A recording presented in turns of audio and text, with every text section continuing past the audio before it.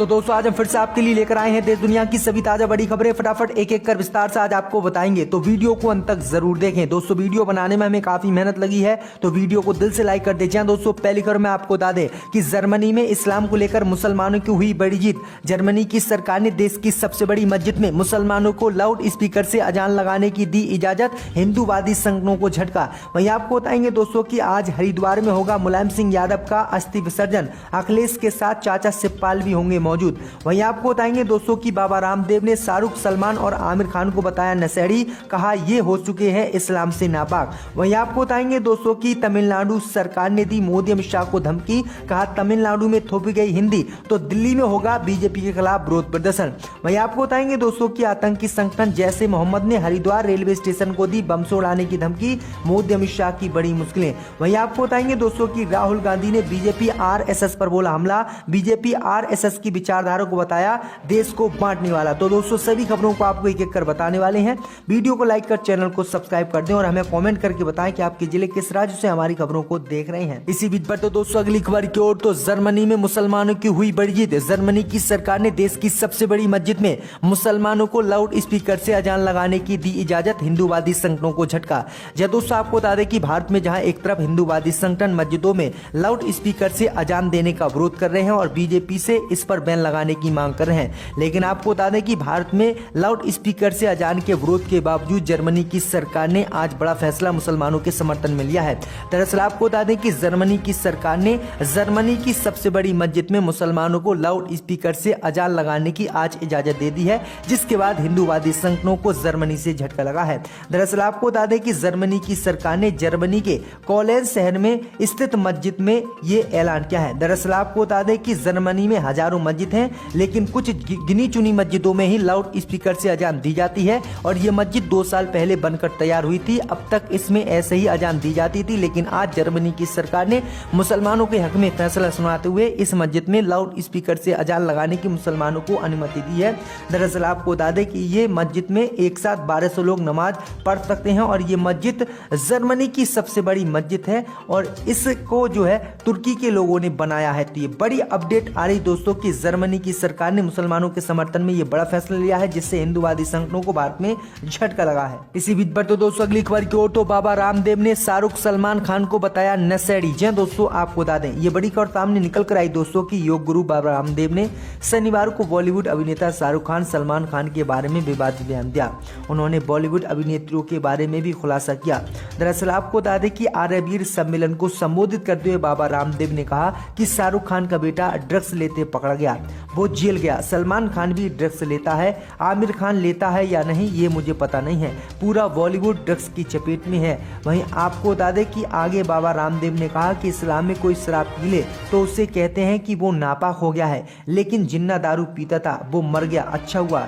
इस्लाम में शराब को लेकर सख्ती है तो वहाँ बीड़ी सिगरेट का नशा हावी हो गया है। आज पूरे देश में कोई पवित्र समाज है तो वो सिर्फ आर्य समाज है, जिसे मानने वाले किसी प्रकार का नशा नहीं करते हैं। बाबा रामदेव ने सभा को संबोधित करते हुए कहा है कि आप तो ऋषियों के वंशज हैं, नशा क्यों नहीं छोड़ सकते। तो ये बड़ी अपडेट आई दोस्तों की किस तरह से शाहरुख, सलमान खान को इन्होंने नशेड़ी बताया है। इसी बीच पर तो दोस्तों अगली खबर की ओर, तो आज हरिद्वार में होगा मुलायम सिंह यादव का अस्थि विसर्जन, अखिलेश के साथ चाचा शिवपाल भी होंगे मौजूद।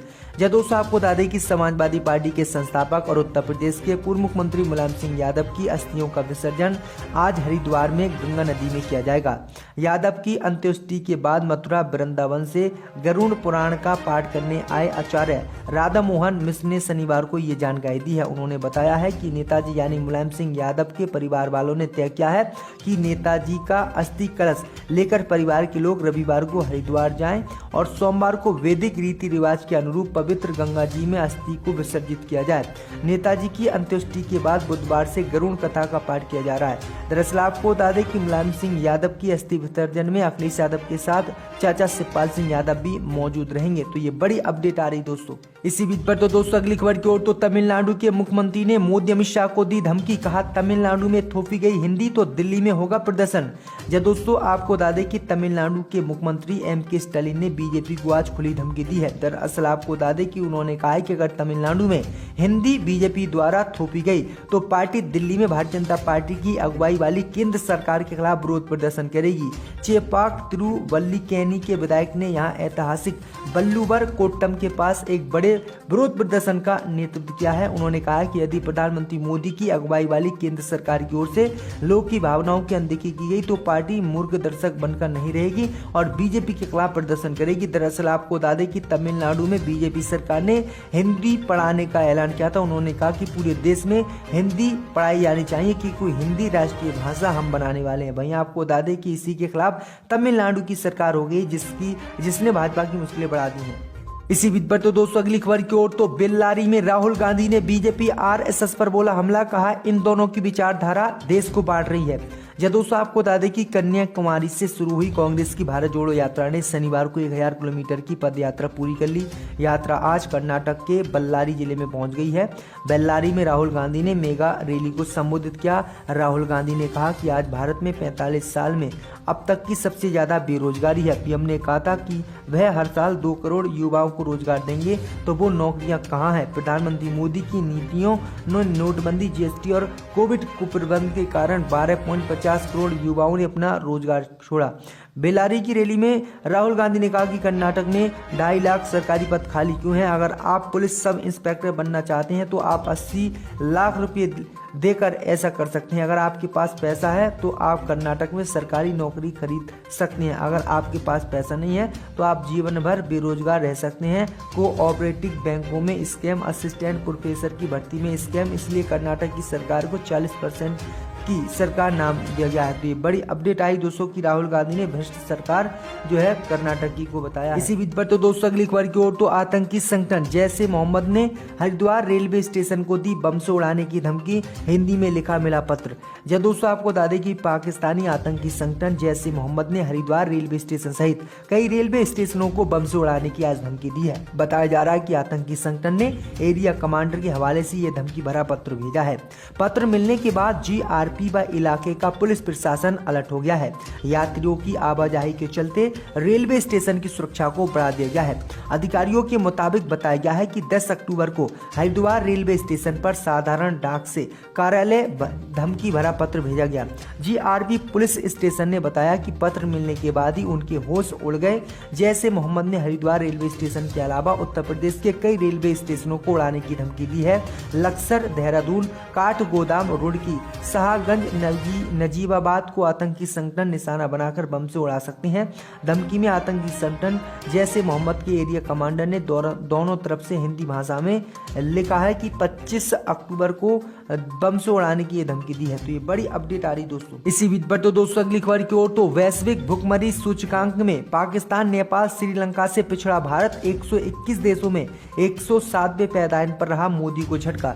जय दोस्तों आपको बता दें कि दुनिया के 121 देशों को लेकर तैयार किए गए वैश्विक भूख सूचकांक में भारत अपने पड़ोसी देशों से पीछे है। हंगर इंडेक्स में भारत 107वें पायदान पर रहा, जबकि श्रीलंका 64वें, नेपाल 81वें, बांग्लादेश 84वें और पाकिस्तान 99वें स्थान पर है।